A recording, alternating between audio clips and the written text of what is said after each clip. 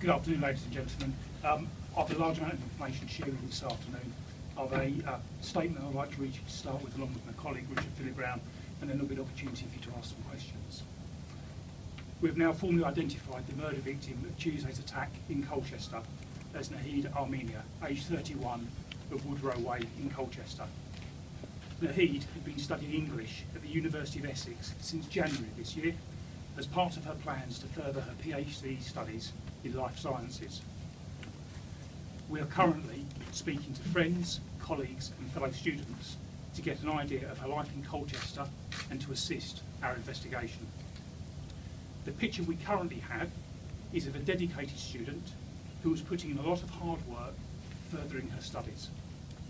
This was a young and very intelligent woman who had a bright future ahead of her and a lot to live for. She has been murdered in a way that can only be termed a brutal and savage attack as she made her way to university to attend her lectures.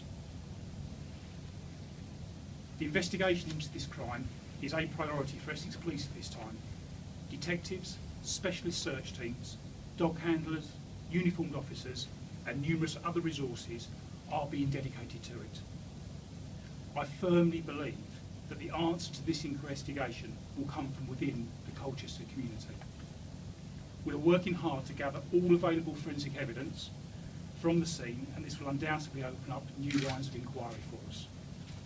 But what I really need is to hear from anyone in the community who has any suspicions about who may have committed this dreadful crime.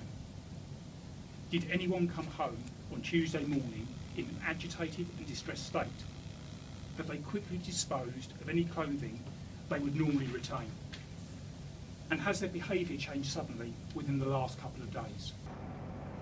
These are all pieces of information which could prove vital clues in our investigation, and I would urge anyone who has any suspicion to call us. There are also some other key pieces of information that we are now seeking. We have a photograph of the bag that Nahid was carrying at the time she was murdered. It is a very distinctive black and orange shoulder bag with the Active logo on it. Did you see a woman walking through the Green City estate on Tuesday morning carrying this bag? If you did, we need to speak to you to find out what you know. Nahid lived with her brother at an address in Woodrow Way, and they regularly took the same route to university every morning. On Tuesday morning, her brother started lectures earlier than Nahid, and so she was making the journey on her own. We have a map of the route she is most likely to have taken and would like to hear from anyone who saw Nahid on this route or elsewhere. We're also releasing some CCTV footage of a woman we believe to be Nahid walking past the shops in Hunwood Road at around 10:20 on Tuesday morning. There were people in that shop shortly before and after she passed by who may well have seen Nahid, and they are also vital witnesses that we need to speak to. We also still want to hear from anyone who thinks they saw Nahid making her way down to the Salary Brook Trail where she was murdered. At the time of the attack, she was wearing a dark navy blue full-length robe called an abaya, a patterned multicoloured headscarf known as a hijab, and was carrying the bag that I've already described. Nahid is 5 foot 4 inches tall and was of medium build. If anyone saw her or was in this area on Tuesday morning, we would ask them to call us. We can be contacted on the incident room number of 01245 282 103, or alternatively, if individuals in the community would like to speak to us anonymously, they can do so through Crime Stoppers by calling 0800 555 111. I'm also still asking that residents check their gardens and rubbish bins for any discarded weapons or blood-stained clothing that may have been left there. A post-mortem was carried out on Nahid's body yesterday afternoon, and we can now confirm that the cause of death was knife wounds. She suffered at least 2 knife wounds which would have proved fatal on their own, but in total she was stabbed 16 times to her body, neck, head and arms. She also suffered an injury to the back of her head, but that is believed to have been caused when she fell to the ground during the attack. We are aware of a number of theories already circulating in the media as to why Nahid was attacked. The short answer is that currently we do not know why Nahid was murdered.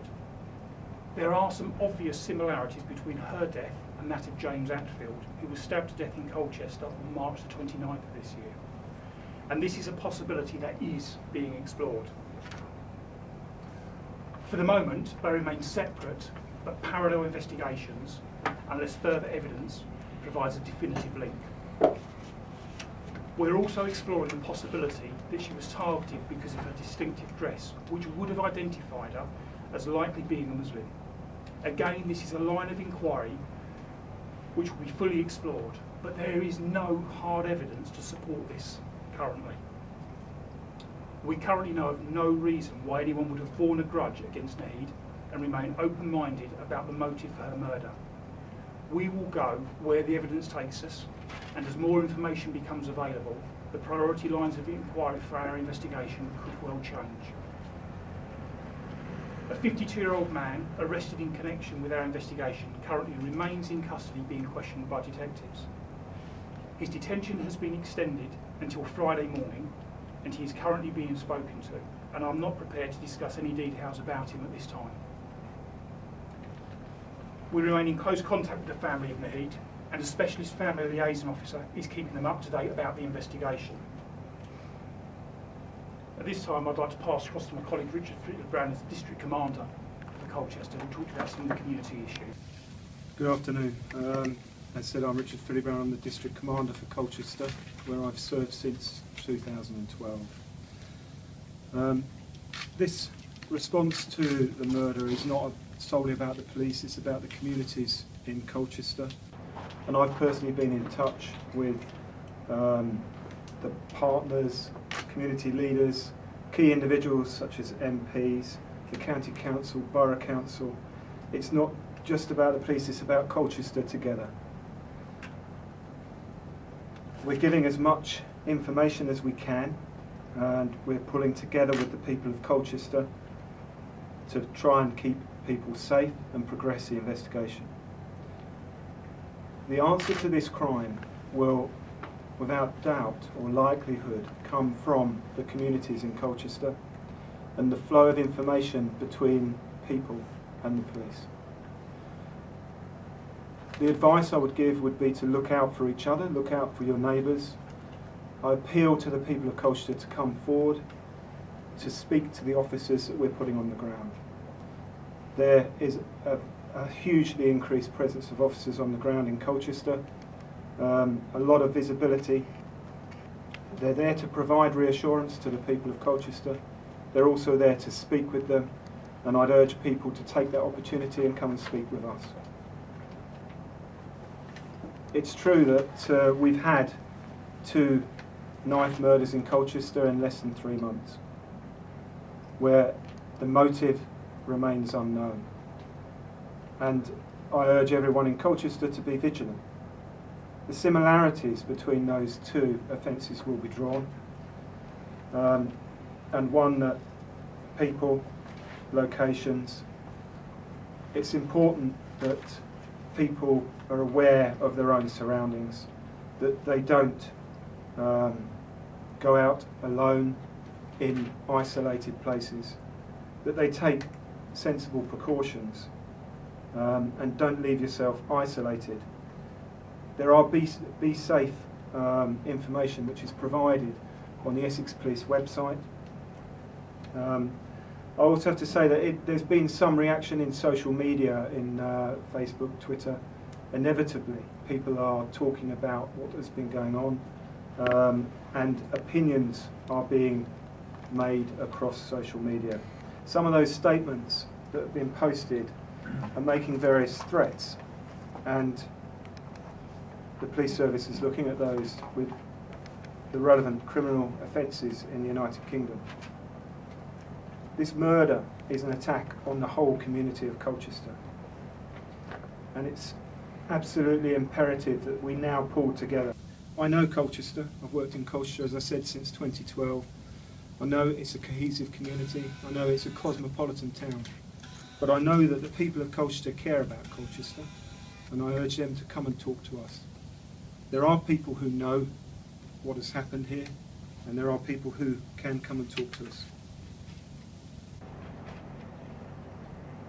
I'd like to also assure you that the police will take immediate action in relation to anyone who commits an offence. Thank you. Emma Birchley from Sky News. What can you tell us about who made the discovery of Nahid and you know, a description of that area there, that footpath? Okay, it's a footpath that leads from the Greenstead area through towards under an underpass to the university. It has green areas either side of it. There are some fishing lakes where people go fishing. At the time of the incident, it was an isolated location. There were no other people around that we're aware of at this time. And again, I'd just urge people to come forward to speak with us, to tell us, you know, what they know. People may be finding it difficult with their own emotions, so it's an opportunity for them to come and speak with us.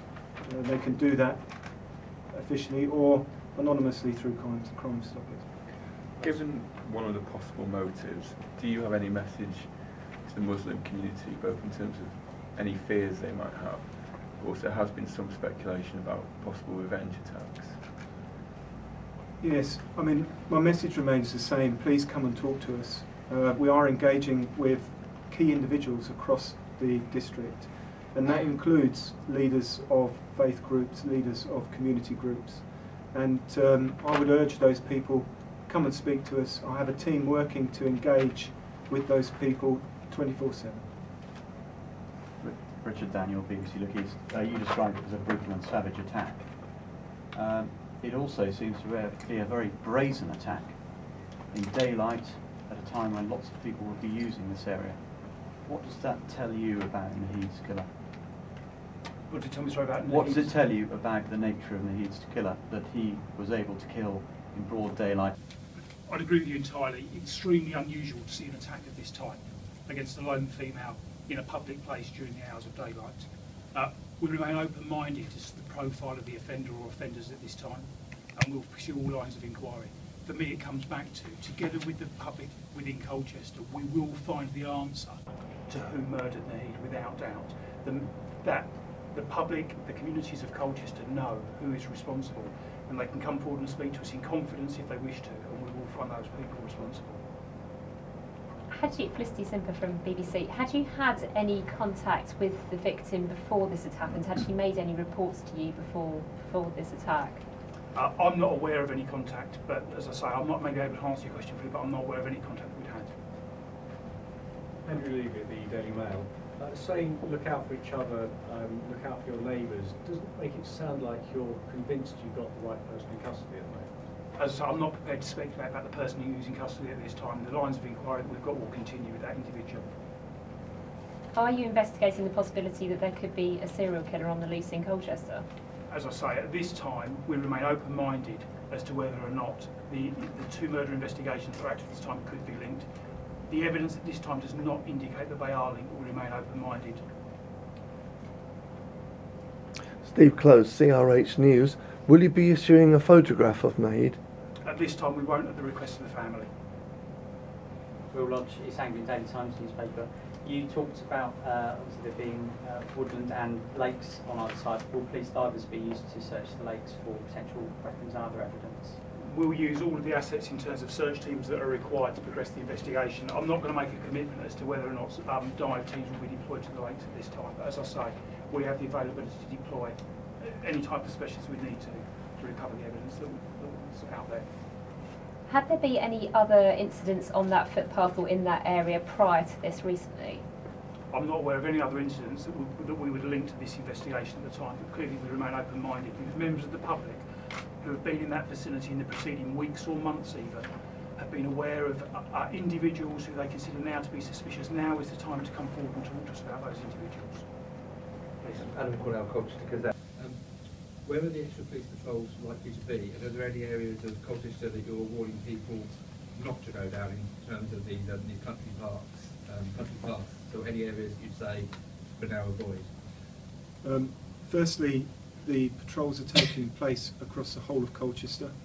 There'll be a significant increase in uniformed officer presence. We're not saying to people don't go anywhere in particular. What we are saying to people is be considerate, think about your safety, think about the safety of people around you, think about people who may be vulnerable and support them as well. And with the cohesive community that we have in Colchester, I know people will come forward to us, will talk to us, and we will get the information that we're seeking. You mentioned social media and some of the claims that have been made. There have been calls for revenge attacks and for people to come and commit serious crimes in Colchester. How seriously are you taking those threats, and what are the police doing in terms of monitoring those sources? As I said, we take all threats seriously, and I mentioned the criminal law in the UK that we use in relation to social media, as we do in any other field. Yes, it forms part of an investigation in modern policing. Twitter, Facebook, social media is always going to be part of the police investigation. I'd also add that regardless of whether threats are made via social media or in person, we will deal with those threats and we will find those people responsible. There is no place clearly for any form of revenge attack in relation to this incident or any other incident within society today. That's totally unacceptable. Amy Woodfield from Heart Radio. Is there any suggestion that he might have been sexually assaulted at all before she was killed? There's no indication at this time of any sexual motive, and as I say, there is no clear motive available at the moment. They are lines of inquiry, all of which remain open to be considered. Serena from ITV Anglia. Can you just reveal a little bit more about the post-mortem results? You said that there were 2 fatal stabs. Where on her body did they actually take place? There were there were 16 stab wounds in total. 2 of those would have proved fatal alone. They are described as in terms of the head area and also to her back.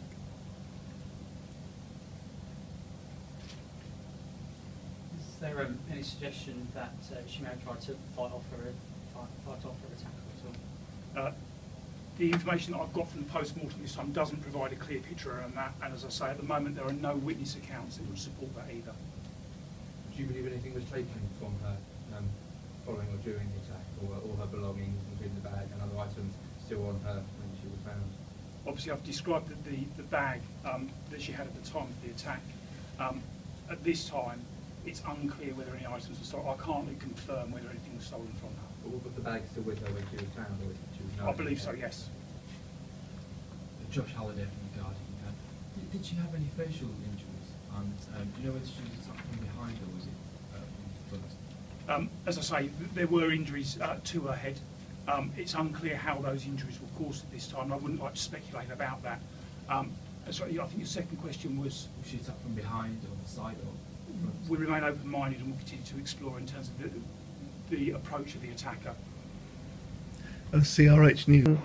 Apart from the knife wounds, were there any signs of an acid attack to her face? I'm not aware of any signs of any form of acid or any other substance being used, no.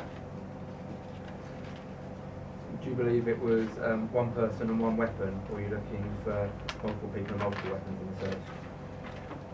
We'll remain open-minded as to whether there was one individual, more than one offender, or one weapon or a number of weapons. As I say, I'd repeat the appeal to people to check their bins, their gardens, outbuildings. Are there items that have been discarded there that they don't recognise as being there, particularly items that could have been used as a weapon, blood-stained clothing or anything similar? And if so, contact us and we will deal with that. Yes.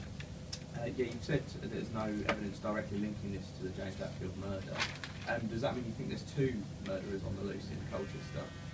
I wouldn't speculate in terms of the number of offenders. In both inquiries, we remain open-minded as to the number of offenders on each occasion. As I say, there are clear similarities, and we're aware of those similarities, and we will work to deal with those similarities and work through them. In terms of the investigation, in some ways it's unhelpful for there to be excessive speculation around them being linked. As I say, we'll consider those, the links between them, the similarities, and determine whether they are linked inquiries in due course. How big is this investigation for Essex Police in given sort of compared to recent years, and you've got two big ongoing investigations going on in Colchester at the moment. Are you having to pull in extra resources for that? Both are significant investigations. We have deployed in terms of a significant number of detectives from the Serious Crime Directorate. They will work on it. We remain with an option in terms of to call on resources from the regional forces as well if the need arises. At this time though we have a significant number of both detectives and uniformed officers and other specialists and staff from Essex Police working tirelessly to find those responsible. Are you going to be draining any of the lakes around that area to look for possible discarded weapons? As I say, their lines of inquiry that the Senior Investigating Officer Mark Hall will fully consider. I'm not going to speculate as to where those inquiries may take in and which areas he may search next. Can you just confirm that only one arrest has been made in connection with this incident? No one else has been previously arrested and then cleared? Yeah, I can confirm only one person's been arrested so far. Is the person that's been arrested only being questioned currently in relation to the attack on Tuesday morning? As I say, I'm not going to comment about the individual that's in custody and the nature of the allegation. He's been arrested with regards to this incident specifically and to be questioned regarding that. Obviously, go back to the murder weapon, which obviously you're still looking for that, but is there any indication from the post-mortem about the potential size of the blade involved? There's nothing that I'm able to discuss with you today which would indicate the size. As I say, it's likely to have been a knife or other bladed item, pointed item, but other than that I wouldn't like to speculate. Had Nahid actually only been here since January in this country? I know her course started then. She came over, did she then? She arrived in the UK shortly before her course started. With her brother, or was he already in the UK? I'm unsure whether she arrived with her brother. Was he doing a similar course, or was he... I'm not aware of what he's studying at this time. In terms of motives, is there anything that you've been able to rule out in terms of an honour killing or anything like that? At the moment there is no evidence at all to suggest a so-called honour killing or any offence of that type. As I say, we remain open-minded to lines of inquiries, but there's no evidence at all to suggest any kind of motive of that type of description. There's an organisation called Tell Mama that's produced a critical press release today about Essex Police and the Police and Crime Commissioner's Office regarding Islamophobia and the way it's been treated in Essex. How can you reassure the Islamic community in the area, and what are you doing to work with them both on information and support? Yeah, we're working very closely with all people that we can identify that we already engage with in terms of faith and religious groups. We have an independent advisory group for Colchester, and we're engaging through that group as well with the members of that group who live in the Colchester area.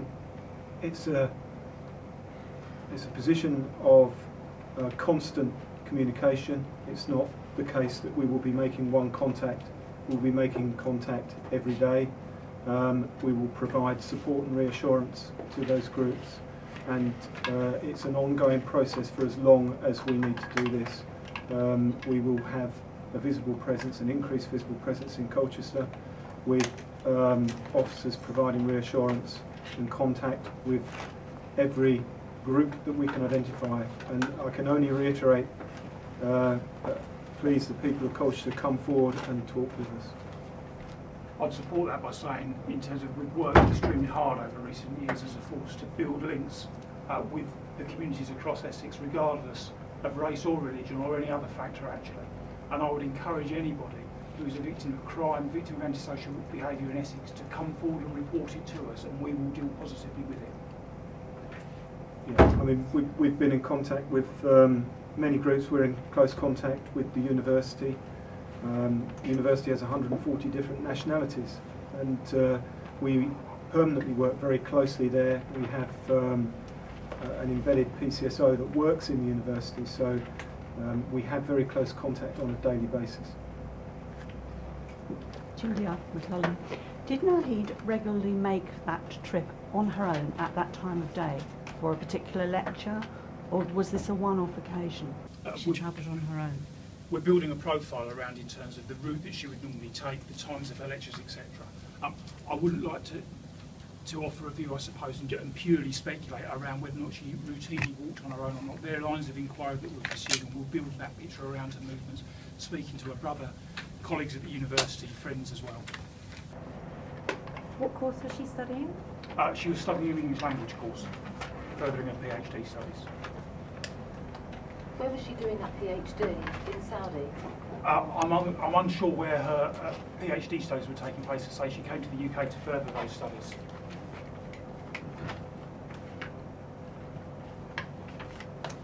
Do you expect to have to apply for more time to interview the man in custody? I know you said you don't want to say much about him, but time's running out now. It's 4 or 5 o'clock. Yeah, we've in terms of made an application to the magistrates previously, which gives us until tomorrow morning. Oh, right, okay. Have you got other further extensions you could do then? We'll review in terms of the decision we make regarding that individual, so I don't want to comment any more about the individual that's in custody. Thank you.